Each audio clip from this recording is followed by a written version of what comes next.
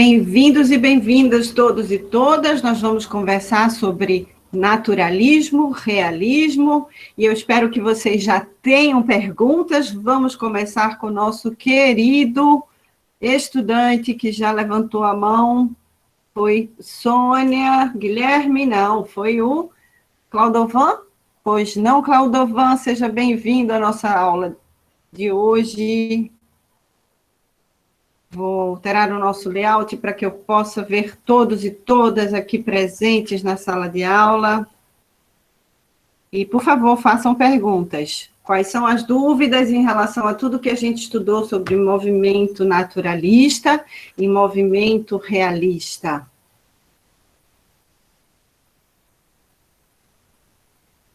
Alguém? Bom, não havendo dúvidas, eu vou começar a conversar com vocês sobre essas transições do mundo. Percebam bem, o início do século XIX estamos falando de 1820, já seria bastante importante para esse experimento do movimento naturalista com vias de inauguração do movimento realista. Nós abandonamos aquele modo romântico de ser, de fortes influências francesas e também fortes influências alemães, né? Como Wolfgang Goethe. Deixa-me ver se ele está bem aqui. Está bem aqui. Não, eu derrubei. Mas vamos lá, isso faz parte. Só quem caiu foi o livro do Alfredo Bose, meu Deus do céu. Então, vejam só, nós vivemos a experiência do movimento romântico, vocês estão vendo isso em literatura, né? A professora Thais vem conversando com vocês sobre o romantismo. O que é interessante é que na arte a gente vai ter uma convivência desses movimentos artísticos nos mesmos períodos. Ao mesmo tempo que a literatura vivia essa situação do experimento romântico, sobretudo na Alemanha, com Johann Wolfgang Goethe, com Schiller, né, com o Schiller que ele dialogava, Friedrich Schiller, e outros teóricos que já vinham conversando também, que já haviam tratado sobre a razão pura, o Immanuel Kant.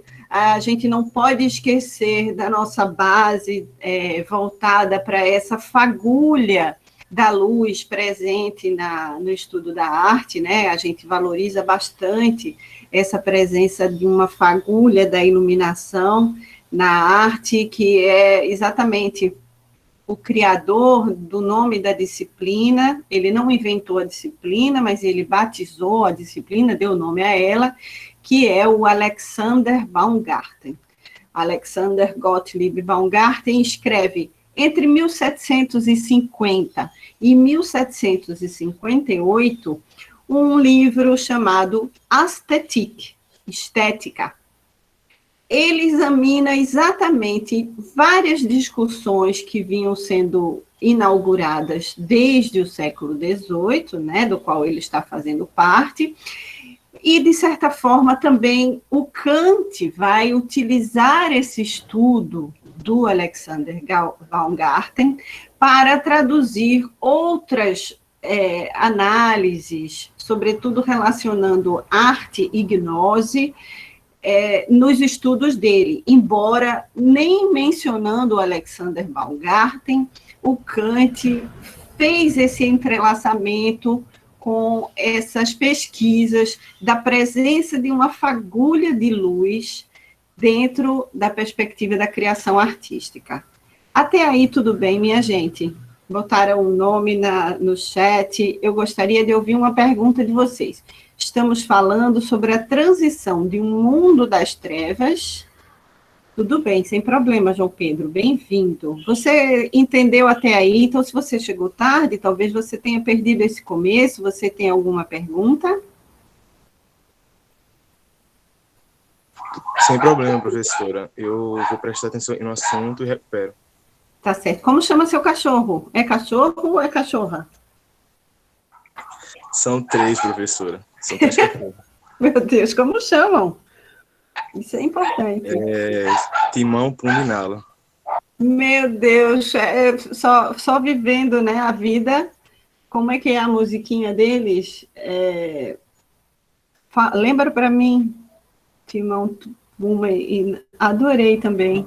Hakuna Matata, né? Hakuna Matata, isso, Hakuna Matata, um mundo selvagem. Olha, tem tudo a ver com o assunto da gente, João Pedro. Puma, Timão e... Eita, esqueci o nome da terceira. Pumba, Timão e Nala, não é isso?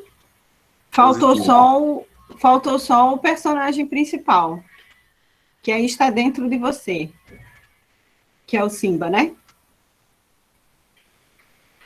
Não chamava Simba, né, o personagem principal? Sim, professor. Sim. Ótimo, pronto, Heitor e João Pedro. Olha, minha gente, isso tem tudo a ver com a aula. E nesse exato instante vocês estão dialogando de uma forma muito iluminada, muito cheia dessa fagulha da qual falava o Alexander Baumgarten com a arte. O que acontece? Esse mundo voltado para a natureza, voltado para o recitar poesia debaixo das árvores, como fazia o jovem Werther, né? Em seus sofrimentos, na sua inadaptação com aquelas literaturas de salão, com aquelas letras jurídicas, né? Era exatamente recuperar essa ligação do humano com o natural, com a natureza, que não era chamado de sobrenatural, é na natureza mesmo. Ele realmente via o recitar da poesia debaixo da árvore como a plenitude estética, né? E a gente estudou a questão do círculo cromático, né? A teoria das cores é uma das teorias do jovem Werther, não do jovem Werther, mas do personagem jovem Werther que havia dentro do Johann Wolfgang Goethe, que é exatamente essa criatura que se pergunta como um teórico que também tentou analisar as cores não conseguia enxergar as emanações emocionais, emotivas, as estesias, as sensibilidades que as cores emanavam e provocavam em nossos espíritos, tá certo? Então, é esse mundo que vocês estão estudando em literatura com a professora Thais. Esse mundo que tem paralelos no espaço outro da França, né, que não nesse lugar do Goethe, que são esses territórios ainda de uma... O Goethe, ele não era exatamente um lorde, ele precisava adular, bajular, de alguma maneira trabalhar, né, para aqueles... juristas, para aquela casta que decidia a vida de uma pessoa, de um camponês na Alemanha, mas ele tinha uma reação ao inumano que existia nesse lugar dessa, digamos assim, não se chamava burguesia é a classe que vai ascender na França, mas dessa... dessa elite, né?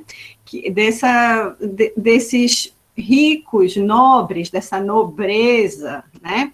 Que sempre tirou vantagem das outras castas presentes na Alemanha.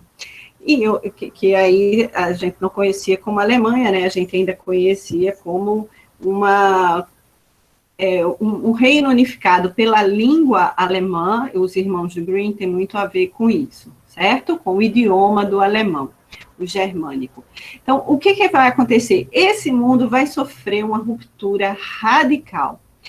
Vão começar a ser feitos experimentos. Aqui eu queria recuperar o personagem do Frankenstein, que foi esse personagem que eu falei no começo da aula, da escritora Mary Shelley.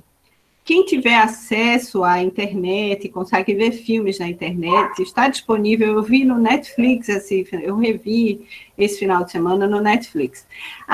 É a história da própria Mary Shelley e como ela escreveu o romance Frankenstein, que é esse gênero de horror, mas era uma sociedade, ela estava ali espremida, né, entre o Lord Byron, um poeta conhecidíssimo, e o próprio marido, né, que vai desposá-la quando ela ainda era uma adolescente, ela ainda tinha 16 para 17 anos, e ela e a irmã acabam fugindo de casa para ir morar com o Lord Shelley, que também fazia parte dessa elite, né?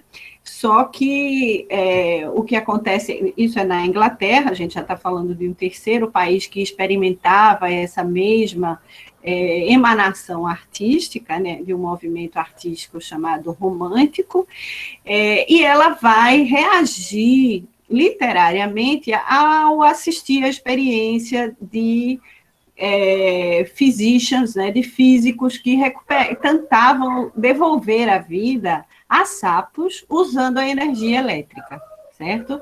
Aqueles raios, aquelas fagulhas.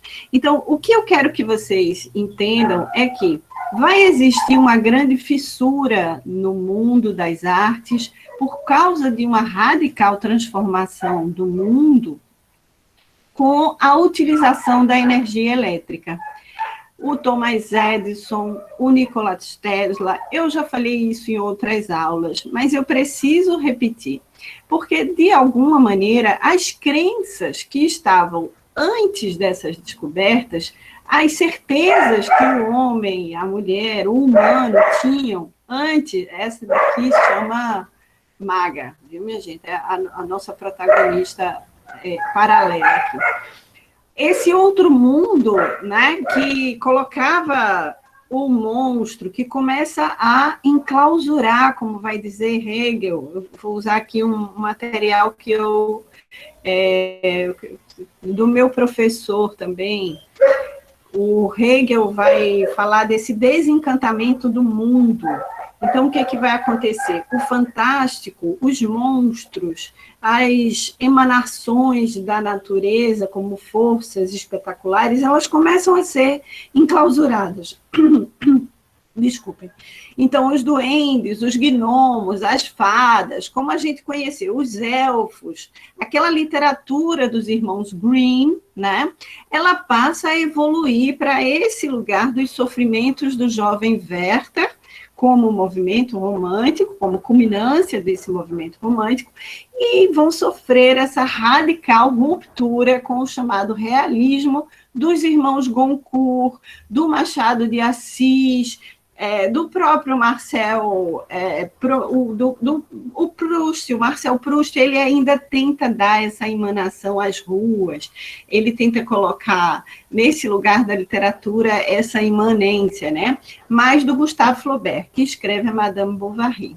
Né? Então, a técnica, o racionalismo, a maneira de pensar cientificista vai fissurar o mundo no real e no artístico radicalmente, certo? Então, aí é que a gente vai ter o surgimento do chamado naturalismo e o surgimento gradativo desta outra ruptura, porque o naturalismo ele vai estar muito atrelado a um detalhamento cientificista que acaba ficando datada. A obra de arte acaba por ficar datada, sobretudo a obra literária. E o que acontece é, a pintura também vai sofrer isso, né? A gente tem alguns exemplos no livro didático de vocês, dessa pintura realista, e o que vai acontecer é que o realismo, que já é a segunda fissura decisiva, que inaugura a visão do mundo moderno, desgarrado, já a partir da filosofia de Friedrich Nietzsche. Vocês lembram bem que Nietzsche tem um livro chamado O Crepúsculo dos Deuses, ou seja, toda aquela mitologia, além do Hegel, que fala desse desencantamento do mundo, né? Os gnomos, fadas e elfos foram parar num bunker, né?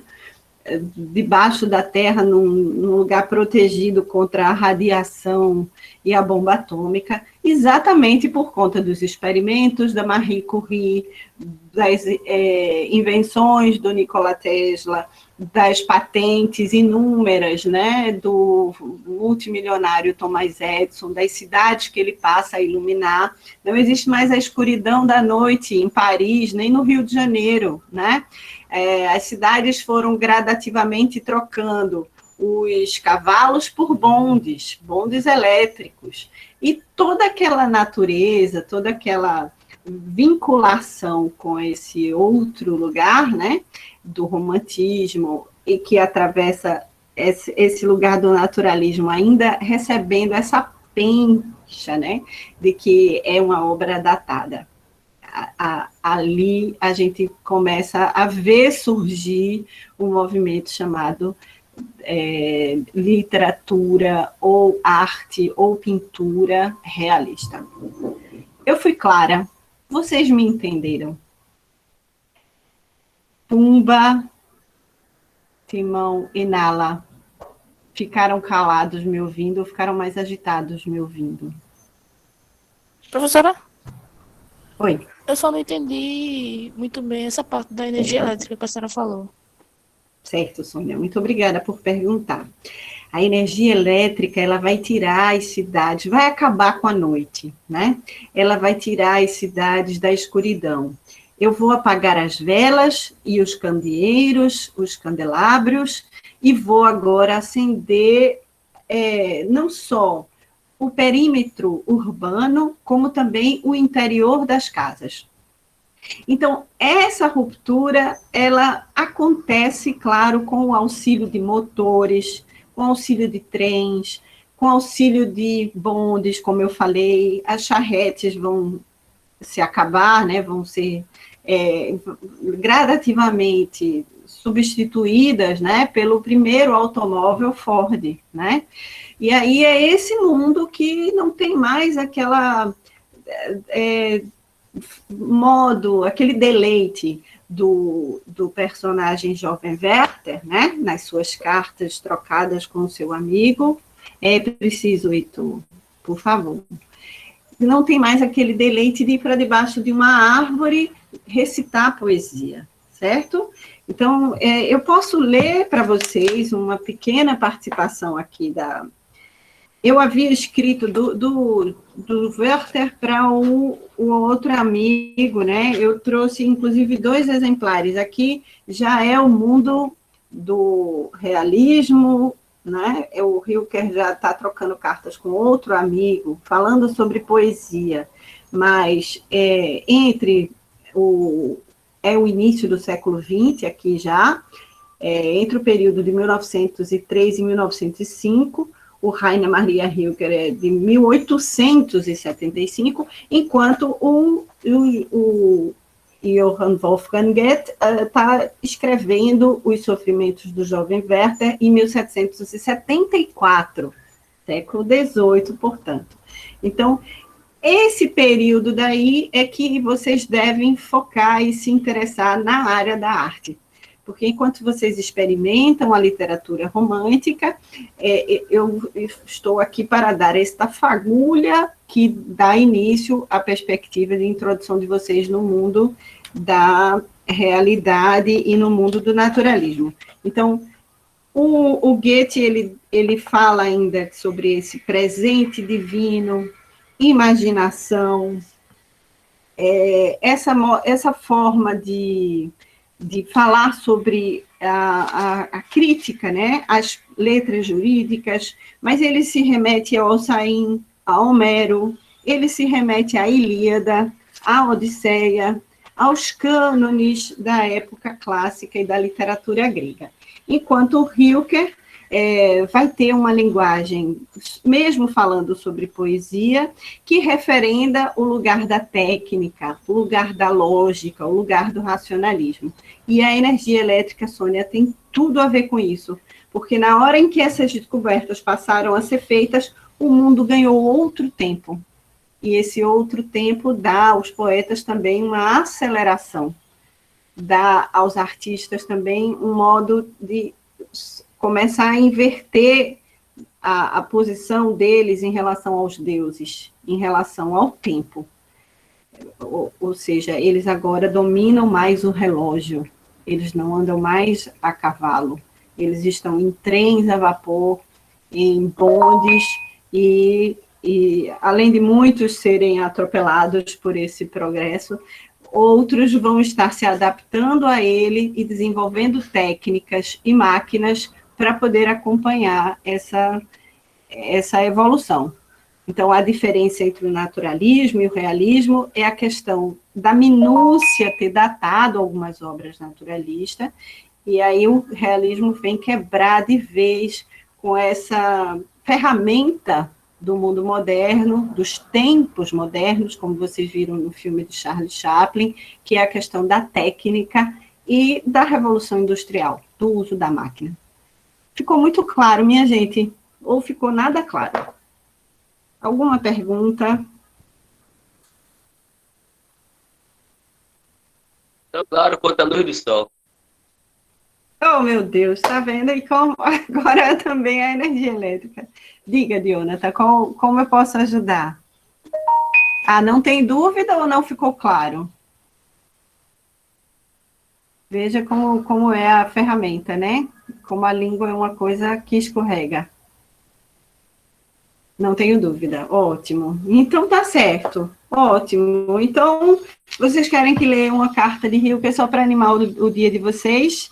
Eu li no canal, mas eu posso ler ao vivo aqui.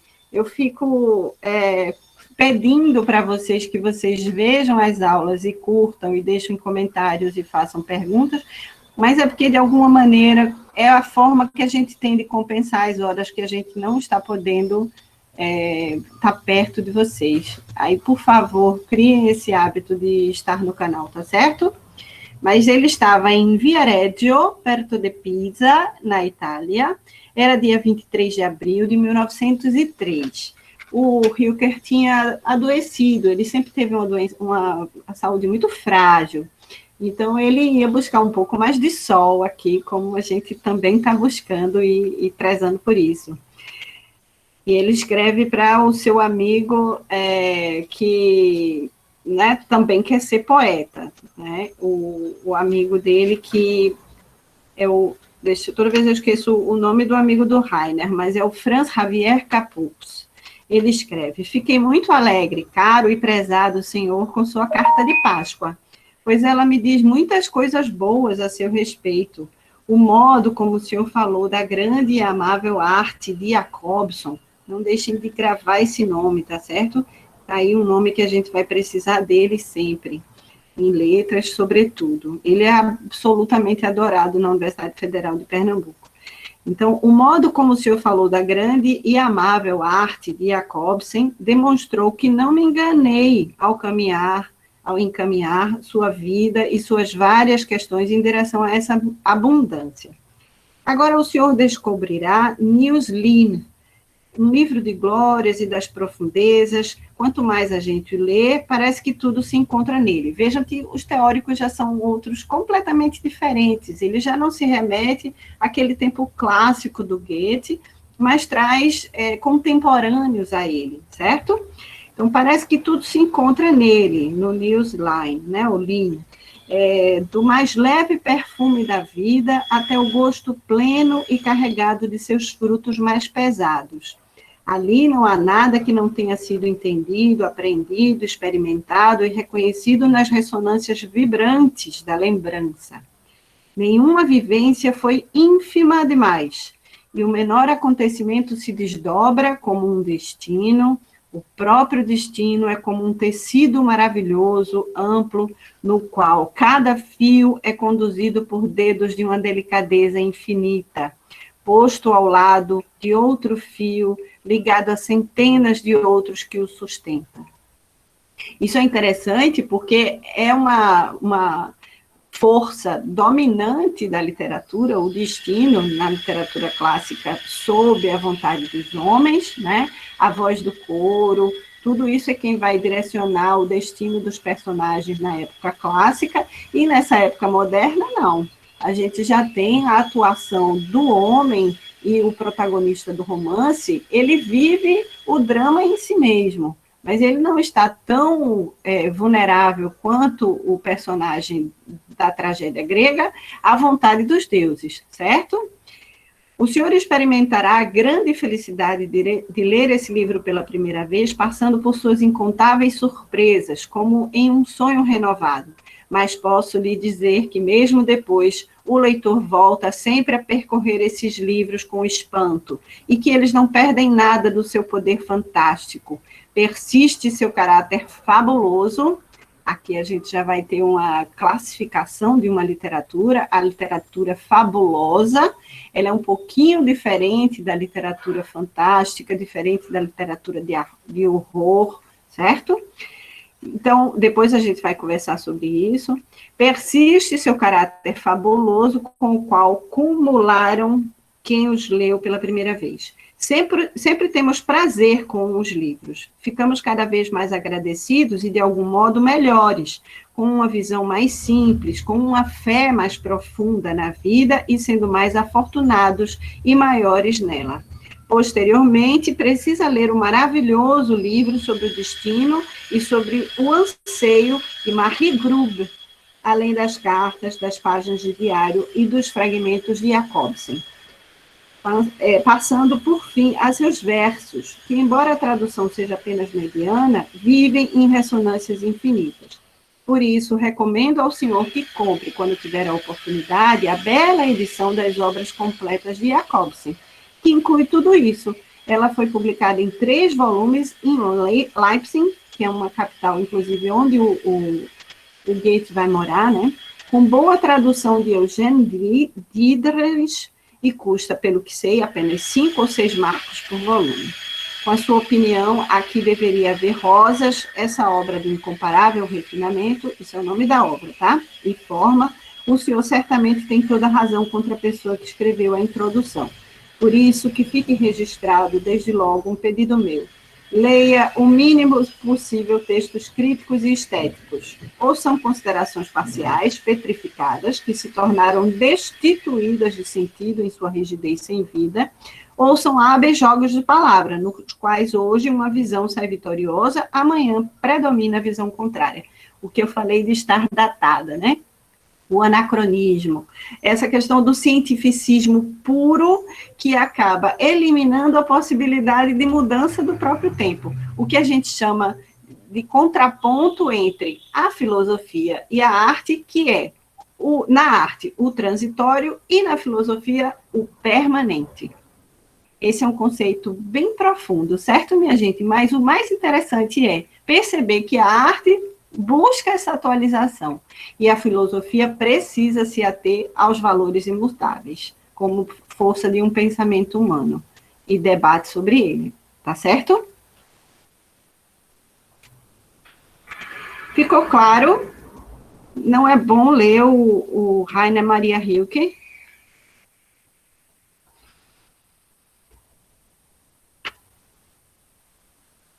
Vocês ficaram calados e caladas.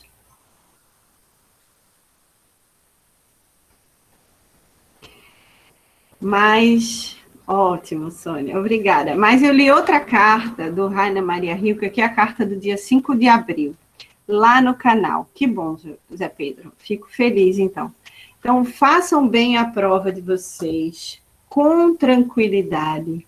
Percebam, é claro como o sol, e a gente já acendeu a luz, já botou o dedo no botão da parede agora, então a luz entra em nossa casa, assim que a gente precise que o sol tenha feito o seu ciclo, que a noite tenha terminado, a gente não espera mais o tempo da natureza. Essa é a grande diferença, a grande quebra entre o naturalismo e vai se acentuar com a expansão do mundo moderno, a disseminação das máquinas e a grande ruptura que a gente chama de mundo realista, certo? Então, para experimentar, fazer fruir essa experiência dentro de vocês, é preciso que vocês leiam Machado de Assis, que vocês leiam um contozinho, basta um conto, O Espelho. Olha que coisa realista. Lembrem que a fissura maior no campo da arte é a invenção da fotografia. A gente está falando de 1840. Claro que a invenção da fotografia foi acrescida dessas relações outras, né, que vão gerar, por exemplo, a relação da imagem com o movimento, que é o cinema, né? Então, fica ainda mais complexo quando a gente está falando da imagem em movimento. Mas a fotografia já é uma ruptura muito imediata, porque eu não vou mais pintar, não vou mais... Quer dizer, eu vou pintar, mas eu vou ser obrigada, como os expressionistas, a pintar com cores mais fortes, a pintar com menos apego à realidade, né? A pintar com a reinvenção do traço, como os cubistas, para que eu possa fugir dessa coisa que já existe, que é a fotografia, e que vai vir fortemente no século XIX e mais forte ainda no século XX, agregada à questão do cinema. Compreendido?